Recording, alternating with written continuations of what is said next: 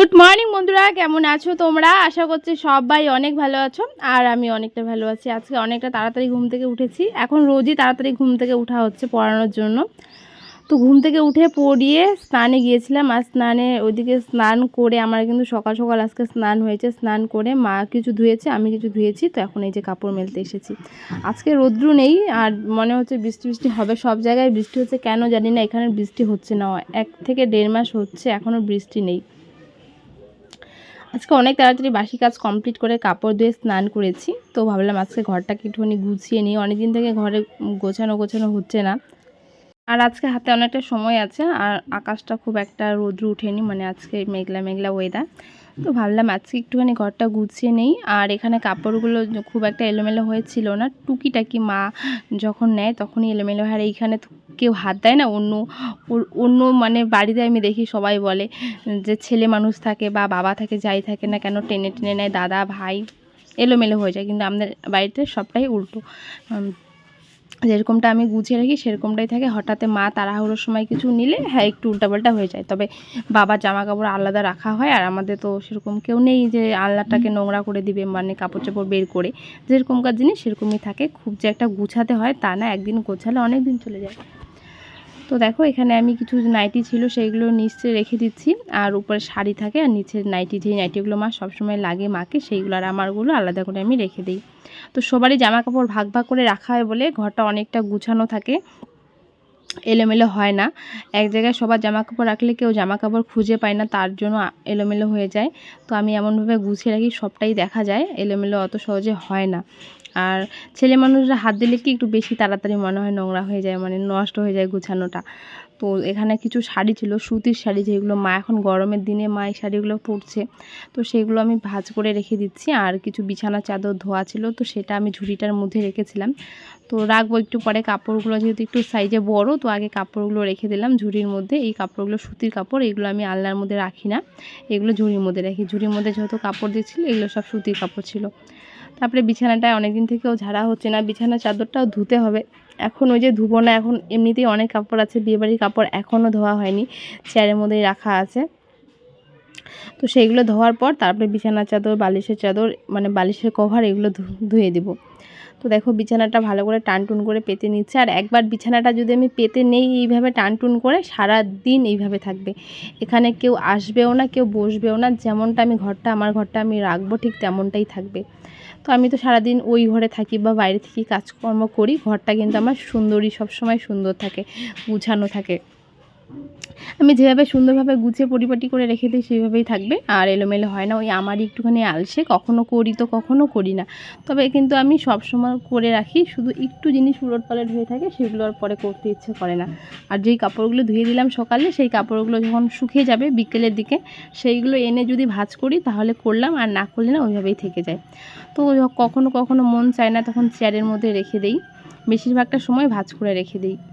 তো দেখো বিছানাটাকে ভালো করে পরিষ্কার করে নিয়ে বালিশ টালিশ দিয়ে দিলাম, চলে এসেছি বাইরে। খাবো, এখন কিছু খাইনি, সকাল থেকে স্নান করেছি। আর এদিকে দেখো কুত্তাটা, মাটিটা ওরা তো অনেক গরম লাগে না, তো মাটিটা তো খুব ঠান্ডা, তো খুঁড়ে খুঁড়ে এইভাবে থাকে। এটা ওদের ক্ষেত্রে ভালো, কিন্তু আমাদের তো ভালো না, না আমাদেরকে এটা ঠিক করতে হবে। মুছে রেখেছে ভালো করে, আর সেটাইভাবে ওরা খুঁড়ে। কিন্তু ওরা না খুঁড়ে ঠিকই, কিন্তু আমরা না ওদেরকে মারি না, আমার খুব কষ্ট লাগে ওদেরকে মারলে। তো দেখো এদিকে আমি একটা জিনিস বানিয়েছি, এটা হচ্ছিল যে ময়দা থাকে, সেই ময়দাটাকে চিনি দিয়ে করে তেলের মধ্যে দিয়েছি, এরকম হয়েছে। কি হয়েছে আমি জানি না, কিন্তু খেতে খুব ভালো। সেই যে গলা ব্যথার জন্য কিছু খেতে পারি না, তখন ম্যাগি আনা হয়েছে, ম্যাগি খেয়েছিলাম, ভাত না খেয়েছিলাম আমি। তো তখন এই ম্যাগি মানে ছিল 1 প্যাকেট, তো সেটা বানিয়ে নিয়েছি। আর 1 প্যাকেট ম্যাগিটা যেহেতু খুবই অল্প থাকে, তো আমি এখানে একটা ময়দা দিয়ে একটা কিছু একটা বানিয়ে নিয়েছি খাওয়ার জন্য। তো দেখো এটাই আজকে খাবো। ভাত দেরি আছে, এত গরমে ভাত খেতে ইচ্ছে করে না।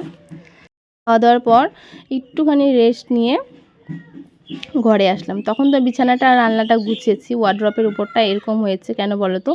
বিড়ালগুলো উঠেছে না, বিড়ালগুলো উঠে ওরা একটুখানি ওরা খেলে, তো ওরা এরকম করেছে। সব সময় করে না, মাঝে সাঝে ওরা উঠে পড়ে।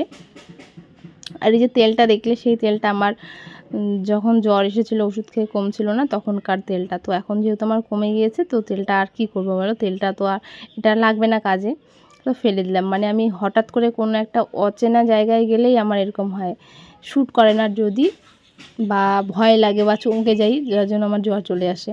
তো জ্বর আসার ক্ষেত্রে কিন্তু ওষুধ খেয়ে কমে না, তখন এই যে এরকম করে ঝেড়ে নিতে হয়, তাহলে জ্বরটা কমে যায়। এদিকে দেখো অনেকগুলো পিঁপড়ে, কিন্তু বুঝতে পারছি না পিঁপড়েগুলো কোথা থেকে আসছে। তো আমি ভাবলাম এটাকে গোছাবো না, মানে গোছানোর তো কিছু নেই, শুধু জিনিসগুলো পড়ে গিয়েছে, আমি জিনিসটাকে তুলে রাখতাম। তারপরে চোখে পড়লো এই ছোট্ট ছোট পিঁপড়েগুলো। তো এই পিঁপড়েগুলো এখানে থাকলে তো ভিতরেও ঢুকতে পারে, জানি না মানে ঢুকবে কি না। তো আমি ভাবলাম তাহলে যেহেতু পিঁপড়েগুলো চোখে পড়লো, ওইভাবে আর কি করে গুছিয়ে রাখি, তাহলে এই যে ওয়ার্ড্রপের উপর যেই চাদর বলবো না কি কভার বলবো, তো সেটা আমি ভাবলাম ঝেড়ে ঝুড়ে ভালো করে পেতে দিই। আর পিঁপড়েটা কোথা থেকে আসে আমি খুঁজলাম, মানে একটা কিছু মিষ্টি জিনিস বা কোনো পোকামাকড় আঁশলা টাশলা যদি মরে যায় না, তখনও তো পিঁপড়ে আসে, কিন্তু আমি বুঝতে পারছিলাম না পিঁপড়েটা কোথা থেকে আসছিলো। তো পিঁপড়ে তো এখন কোথা থেকে আসবে সেটা খুঁজলে আমার হবে না, আমাকে তো এটাকে গুছিয়ে রাখতে হবে। তো প্রথমে আমি একটুখানি গুছিয়েছিলাম, তারপরে আবার ওই পিঁপড়েগুলো দেখার পর আবার সমস্ত জিনিস এলোমেলো করে সুন্দর করে মুছিয়ে গুছিয়ে আবার ওটাকে পেতে দিলাম। তারপরে না অনেকক্ষণ পর যখন জিনিসগুলো একটা একটা করে রাখবো, তখন চোখে পড়লো যে এই পুতুলটা থেকে পিঁপড়ে আসে। পুতুলটা থেকে কেন পিঁপড়ে আসছে আমি সেটাও ভাবছি, মানে বুঝছি না কেন। পুতুল তো আমরা নারী না, পুতুল তো পুতুলের মতোই থাকে। আর বাচ্চা কাচ্চা আসলে না পুতুলগুলো চায়, তখন বাচ্চা কাচ্চা তো অনেক কিছু খাবার টাবার খেয়ে থাকে না, মানে ওদেরকে যদি খাইয়ে দেয়। আমাদের বাড়িতে খুব একটা বাচ্চা কাচ্চা নেই, হঠাৎ যদি আসে না তখন মনে হয় এরকম হয়েছে, আমি জানি না কেন এরকমটা হয়েছে।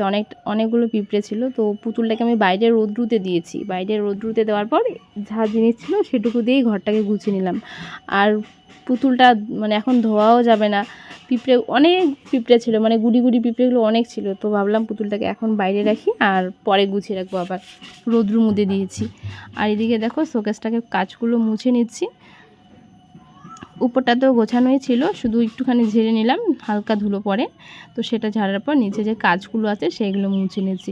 কাজগুলো না রোজ রোজ মুছলে পরে ভালো লাগে দেখতে, এটা সবাই সবার বাড়িতে এই কাজগুলো করে থাকে, তো আমিও করে থাকি। তো আমি এটাকে মুছে নিচ্ছি ভালো মতো করে। আর নিচটা একটু ধুলোটা বেশি হয় সেটা আমিও জানি, মাটির ঘরে তো ধুলো হবেই, তো আমি মুছে নিচ্ছিলাম। আর এটার উপরেও একটা দুটো পিঁপড়ে ছিল, আমি মানে ভাবছিলাম পিঁপড়েগুলো কোথা থেকে আসে। সমস্ত জিনিস তো পরিষ্কারই থাকে, চকলেটও খুব একটা খাওয়া হয় না। তারপরে আমি ড্রেসিং টেবিলটা মুছে নিচ্ছি। ড্রেসিং টেবিলের মধ্যে ওই বডি অয়েল হয় না যেটা দেয়, সেটা পড়েছে, মা তো সবসময় ওটা দেয়, তো যার জন্য একটু ঘষে ঘষে মুছে নিচ্ছিলাম। আর এখানে দেখো আমি আয়নাটাকে ভালো করে কলিং দিয়ে মুছে নিচ্ছি, পুরো চকচকে করে নিচ্ছি আয়নাটাকে। আয়নাটা মুছতে না আমার অনেকটা গায়ে জোর দিতে হয়, আমি জানি না কেন। আমি যে কিছু কাজ করলে আমার গায়ে জোরটা একটু বেশি হয়। সামান্য রুটি বেললেও আমি অনেকটা জোর দিয়ে রুটি বেলি। তো আমি আয়নাটাকে ভালো করে মুছে নেব। আর সমস্ত জিনিসই ঘরে মোছা কোছা কমপ্লিট, শুধু বিছানাটা একটুখানি আবার উলটপালট হয়েছে। কেন বলো তো, ওই যে পিঁপড়েগুলো আমি দেখছিলাম বিছানাটা উল্টে পুল্টে, বিছানার নিচেও কিন্তু পিঁপড়ে থাকে। তারপরে আর কি ভালো মতো বিছানা গুছিয়ে ওয়ার্ড্রপের উপরটা গুছিয়ে নিয়েছি একটা পুতুল দিয়ে, আর এই শোকেসের উপরটা যেরকমটা ছিল সেরকমটাই আছে। আর আলনাটা দেখো ভালো মতো করে গুছিয়ে নিয়েছি। তো এই ছিল আমার আজকের ছোট্ট একটা ঘরের ছোট্ট একটা ভিডিও। তো আমার এই ঘরটাকে আমি সবসময় এইভাবেই পরিষ্কার করে পিটপাট করে গুছিয়ে রেখে দিই। তো বিকেলের কাপড়গুলো শুকিয়ে গেছে, দুপুরের কাপড়গুলো সেটাও কিন্তু আমি গুছিয়ে নিয়ে